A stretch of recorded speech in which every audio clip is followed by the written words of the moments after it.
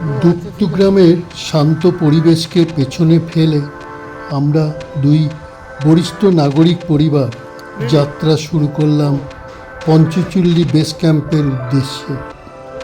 গন্তব্য মাত্র 2 কিলোমিটার দূরে, কিন্তু পাহাড়ি পথে এই 2 কিলোমিটার যেন এক অসাধারণ চ্যালেঞ্জ।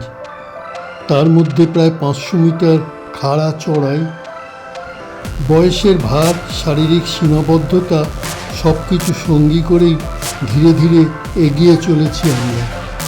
প্রতিটি পদক্ষেপে ছিল ক্লান্তি, কিন্তু সেই ক্লান্তিকে ছাপিয়ে যাচ্ছিল চারপাশের অপরূপ সৌন্দর্য। দূরে তুষার ঢাকা শৃঙ্গ, নিচে সবুজ উপত্যকা আর নির্মল পাহাড়ি বাতাস যেন আমাদের এগিয়ে যাওয়ার শক্তি যোগাচ্ছিল। পথ যত এগোচ্ছিল ততই বাড়ছিল উত্তেজনা। অবশেষে বহু প্রতীক্ষার পর পৌঁছে গেলাম পঞ্চচুল্লী বেস ক্যাম্পে।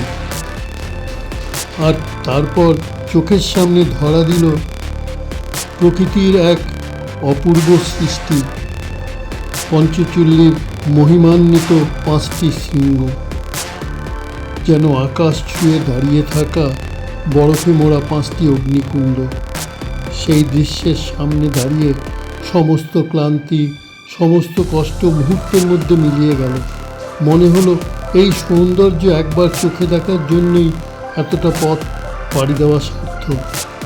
এরপর আর সামনে এগিয়ে যাওয়ার শক্তি বা সামর্থ্য আমাদের ছিল না, কিন্তু তাতে কোনো আক্ষেপ নেই, কারণ জীবনে প্রতিটি যাত্রার সাফল্য গন্তব্যের পৌঁছানোর মধ্যে নয়, বরং সেই পথে অর্জিত অভিজ্ঞতা আর স্মৃতির মধ্যেই লুকিয়ে থাকে।